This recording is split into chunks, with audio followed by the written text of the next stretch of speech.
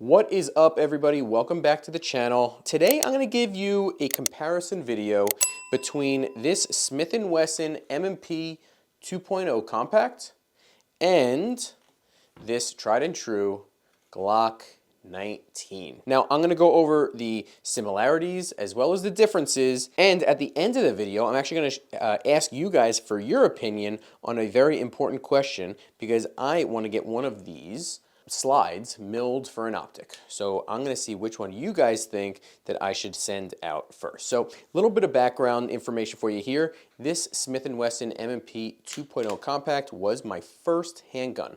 It had to be six years ago now, 7 years ago, something like that. I believe these just came out at the time. And I picked the Smith & Wesson M&P 2.0 compact over the Glock 19, even though everyone was saying Glock is the best first gun to get at that time, for a couple different reasons. First, I liked the fact that this was American made by an American company in America. I thought that was awesome. Second, I just like aesthetically, I think it's cooler looking, or I thought it was cooler looking at the time anyway. It comes with more features than the Glock, let's call it like it is. So it comes with this really awesome grip texture, super aggressive, and you compare that to the Glock that everyone kind of still has, and it's just this, you know, these plastic nubs that don't do that much, to be honest with you. Although it's better than the Gen 3s. My Glock 17 is a Gen 3, and that almost needs a stipple job, to be honest with you.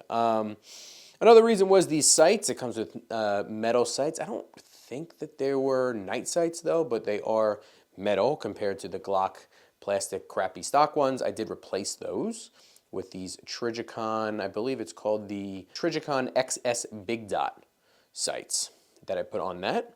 And another reason is because it comes with metal magazines instead of plastic ones. And just overall, I tend to be the type of person that wants to be a little bit different than all of the guys having the same Glock 19 out there. So I got this at the time.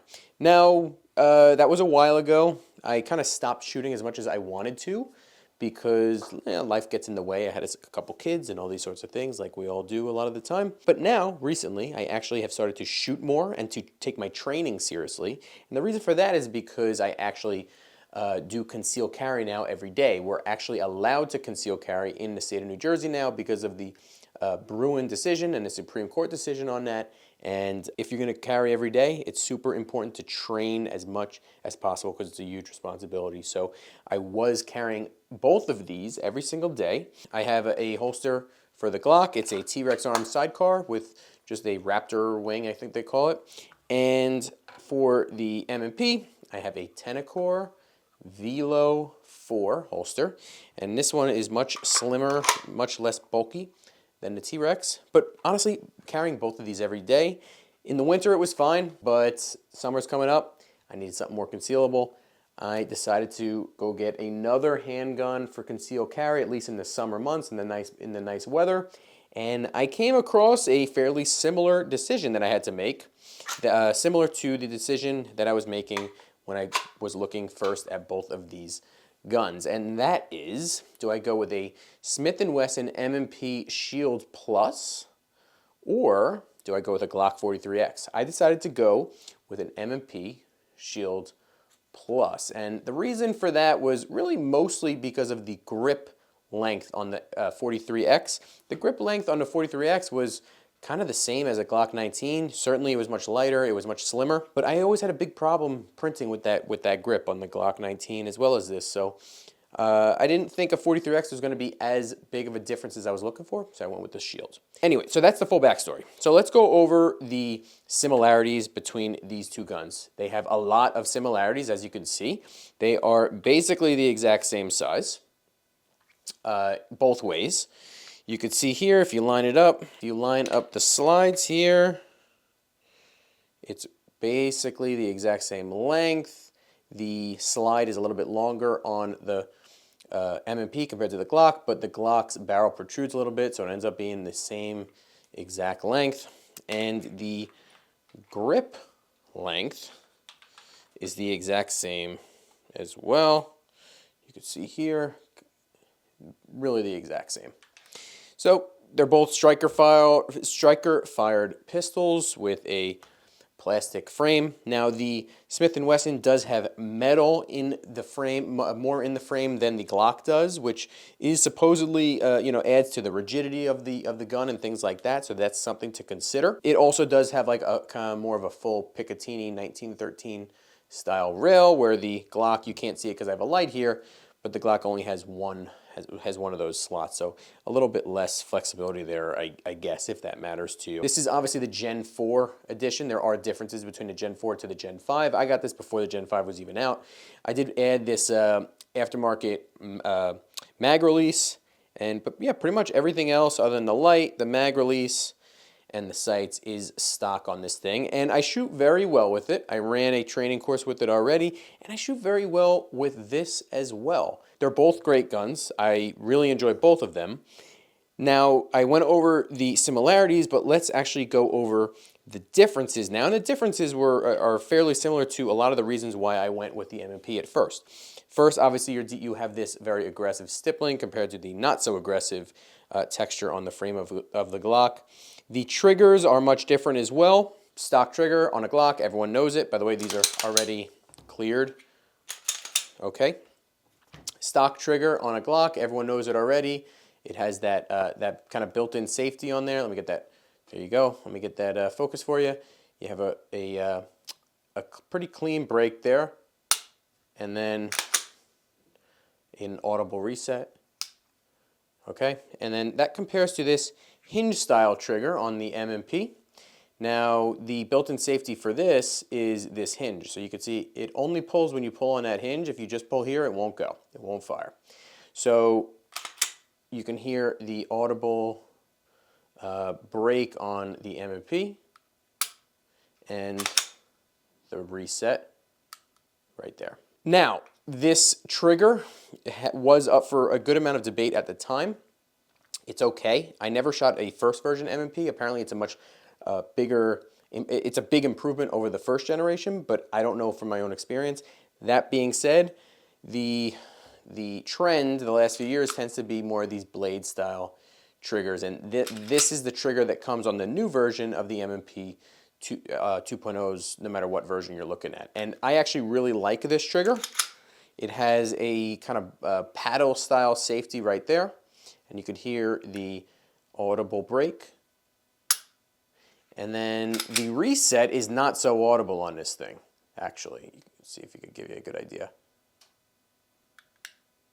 It's just like kind of clunky, and it's not much feedback on that as well. I'll show you again. Clean break, but then not much of a reset at all. So if you need a good reset, this trigger may not be the best. I'm assuming it would be the same on this gun. I know a lot of people also do put Apex triggers on this. I may do that eventually, but I don't love changing the trigger on a gun that I'm carrying every day.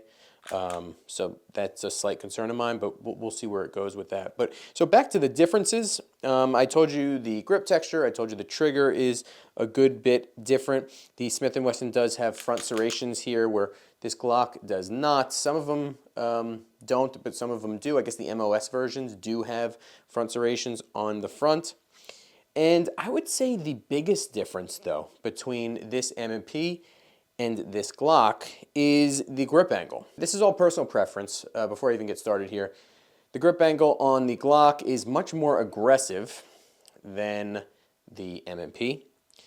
A lot of people say they, shoot way better with the Glock angle, which may be true. Maybe you can get that hand up higher on the firearm than you can with the M&P. The M&P is way closer to 90 degrees, where it's feeling more like a 1911 or something. It's way more comfortable, I'd say, but you're not quite up as high on that bore axis as you are on the Glock. All personal preference. I shoot well with both of them, with either of them, I should say, and that's just a personal preference thing. Now, I've gone over the similarities. I've gone over the differences. They are both extremely capable, extremely reliable. A Glock is a Glock, and an M&P is an M&P, and the M&P is better out of the box. There's almost no doubt about that, but Glock just has such a following and such a tried and true track record that it's hard to knock this thing off of its top spot, right? But here's my issue now, and drop a comment in the comment section down below and let me know your thoughts. After I got this thing, it was optics ready, and almost right away I picked up this cheap Holosun red dot, and I ran a training course with it, and I'm hooked on red dots now. This is my first red dot on a pistol. I'm hooked on red dots. So here we are. I want to get one of these. I want to put an optic on probably both of these eventually, but I'll start out with only one. Which one would you send the slide out to first for an optic cut? Just so you know, I'm planning on first getting a Trijicon RMR. That's going to be the first red dot that I get, and that's what I'm going to add to the first gun that I put an optic on. Slight difference between getting a cut on the M&P compared to getting a cut on the Glock. It's a little bit more expensive on the M&P for whatever reason.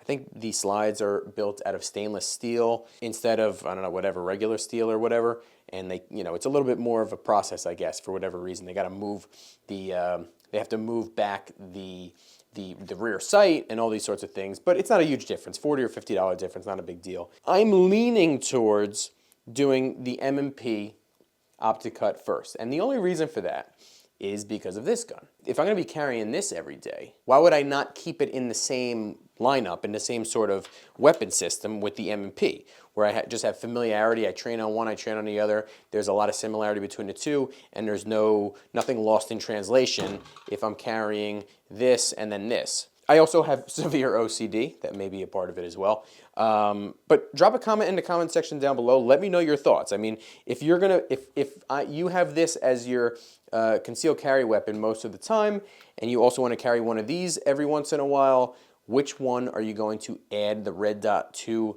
first? Is it going to be the M&P to stick with the same lineup and just keep everything the same, very similar mag releases, or does it not matter at all and these are still extremely similar as it is, and training is training, the mag well's in the same spot, everything like that. That's it for today, guys. Thank you so much for watching. Like I said, drop a comment in the comment section down below and let me know which one I should do an optic cut on first, and you guys are going to come along on the ride with me, and I'll let you know exactly how it goes. And if you like content like this and you want more firearms related content, specifically in the state of New Jersey and other states like it that are heavy blue and we always have to consistently and constantly fight and defend our Second Amendment rights, you will love the firearms playlist. I'll put a link in the description box down below as well as up in the corner here. Once again, I appreciate you guys so much for tuning in, and I will see you next time.